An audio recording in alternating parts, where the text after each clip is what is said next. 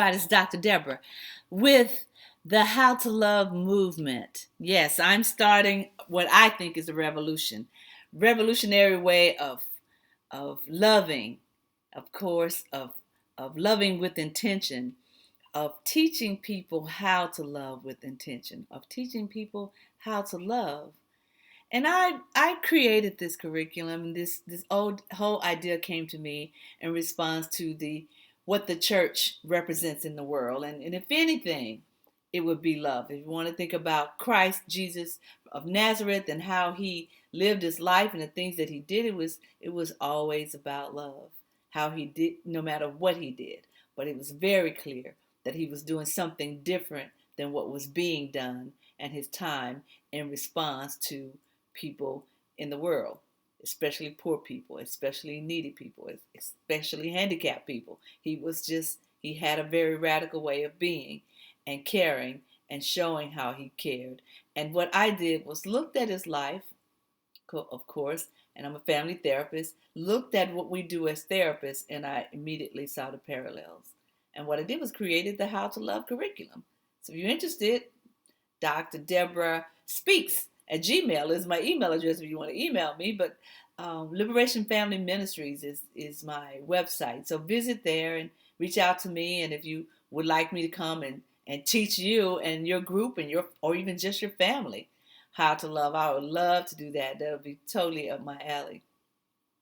But I wanted to talk today about the concept. I call them posture, the posture of self-reflection. Now, basically, it sounds like just like what it is. You reflect on yourself, but it also asks you to. The idea of self-reflection requires that you not only reflect on yourself, but you ask yourself some hard questions. That you ask yourself questions before somebody else asks you, that you examine your motives, your behaviors, and up against whatever your values are, just to keep yourself in check. So it's basically you're keeping yourself in check. Now, what makes this a valuable posture is that most people, like I said when I talked about both and people having to be right and somebody else be wrong, most people don't think about themselves in this light. Either they think that they're okay and the other person is not okay, or they think that the other person is not okay and that they're okay. So they don't think about they don't think about how they could be wrong or how they could do something differently or better. They think about what the other person can do differently or better. And so self-reflection invites you to be the kind of person, believer, if you will, that says, okay, what was I thinking when I did that? And how, what value is my saying that? Or what happens when the person realized what I just said to them? And am I okay with that? Or,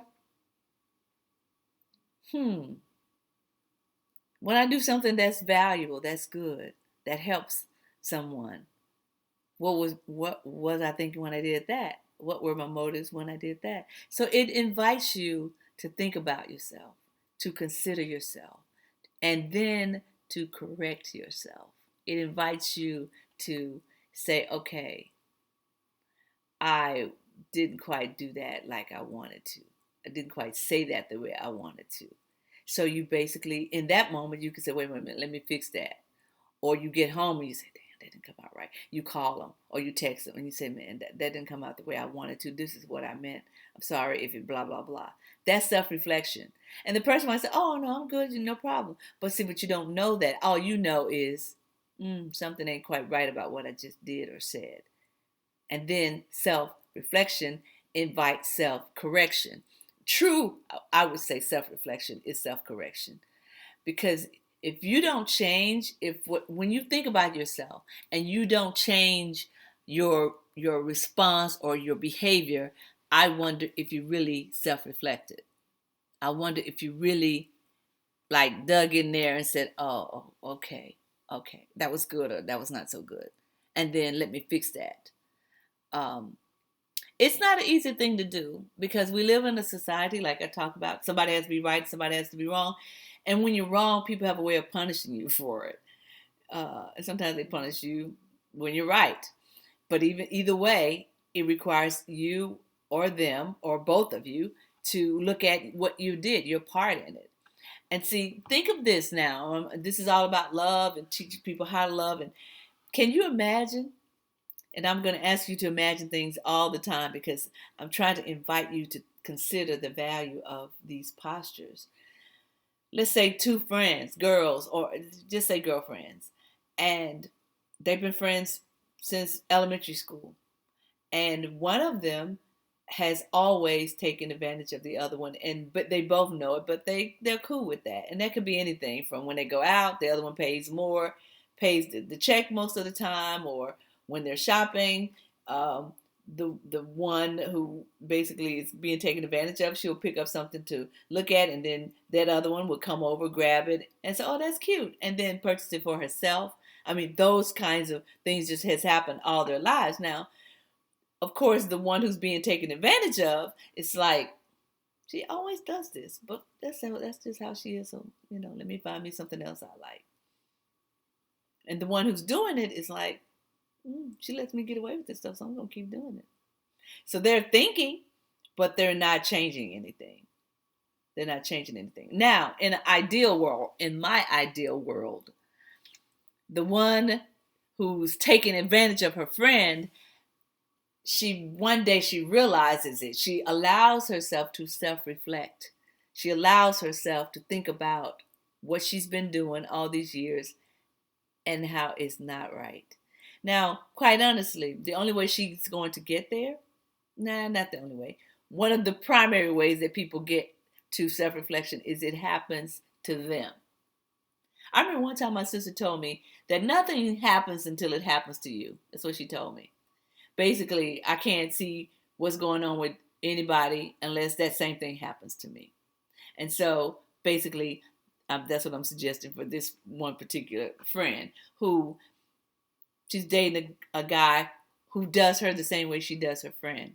And then she realizes that what he's doing is wrong. And then because she can realize what he's doing is wrong, she can think of herself. Now, it takes a self-aware person to be able to do that, quite honestly, because some people can do the same thing to somebody else and not get the connection. But she realizes it. Once she realizes that she's been taken advantage of, then she can see how she's doing the same thing. But that is not good enough if you have really done the self-reflection work. And that is, then she goes to her friend and she says, when I gave this so much thought, I realized all of our lives I've been doing this. And I know you know it because you were there. So what can I do to make up for it? Because I'm truly sorry. And then let me further say that if XYZ boyfriend had not done what he did to me, I probably would continue to do the things that I was doing to hurt you or to take advantage of you. So I'm sorry. I apologize. What can I do? Is there anything I can do to make up for what I've done? Because I want to do something. The friend is so excited that she's come to this. She just thanks her and appreciates her apology. But then I think the most gracious thing her friend could do is just say, you know what? I'm glad you finally got there. I've been kind of dealing with it, and I know that's just how you are, and I just didn't let it bother me. I just let it go. I figured, you must really have wanted the dress that I picked up, and you came to look at it, and you bought it for yourself. I just got used to that from you. I don't know what I'm going to do now that you are going to stop doing it, but and I'm hoping that I don't change how I respond to you, because I got so used to you taking advantage of me. So I'm just going to leave it with you. Why don't you think of something you can do? Because I agree with you. I think you probably should do something to express your remorse. We want to make sure this sticks. So whatever you come up with, I'll be okay with. And if you decide you don't want to do anything or you can't come up with anything, we'll let it go. But I just want you to know I appreciate it. Now, I just did the whole dialogue thing. That's my thing. I can create some dialogue on the dime. But the whole point here is that once she discovered what she was doing to her friend, she apologized and she wanted to make things right as best she could. And that is a deep kind of self-reflection. And then she says, I'm not going to be doing this anymore because now I feel, I know what you must have been going through all this time with me doing those things to you. That's what self-reflection is about. But you have to come to that. You have to realize that that's what's happening, and then you have to make a determination that you're going to do something different. That you're going to not continue to do the thing that you were doing. Now, that relationship, imagine how it changed. Think of your relationships, things that you're doing, the person's doing, not thinking, just totally allowing you to, I don't know, do more than your share of anything. Everybody knows it. And then the person just decide, oh man, that's wrong. I'm sorry. And now look at yourself. Nobody is around. Nobody else is involved. You are just going about your business in your life. But then you start thinking about yourself, and you're like, you know what? I'm kind of cruel in the way I talk to people. I mean, I know I'm to the point and blunt stuff like that, but I don't know if I not know. And then you decide, okay, you just ask somebody. You ask your mother, you ask your siblings, you ask your friends, you ask your coworkers about, how do I come across, and see what they say. And but that's only just to see what they say. That's not to determine whether you change or not. Because if you gave it some thought and thought something should be different, more than likely you are right. So listen to yourself where that's concerned, and don't make your change or change what you would have done because of what somebody said. Oh no, you're fine, you're fine. No, if you thought it, that's where it comes from. It comes from inside you. So all of that said, self-reflection is the ability to look yourself in the mirror and tell yourself the truth. That's B.B. King. That came from him. Okay? All right then. So until next time, this has been Dr. Deborah, Liberation Family Ministries. This is the How to Love movement. Self-reflection is a posture that helps you preserve your relationships. And do you see the love?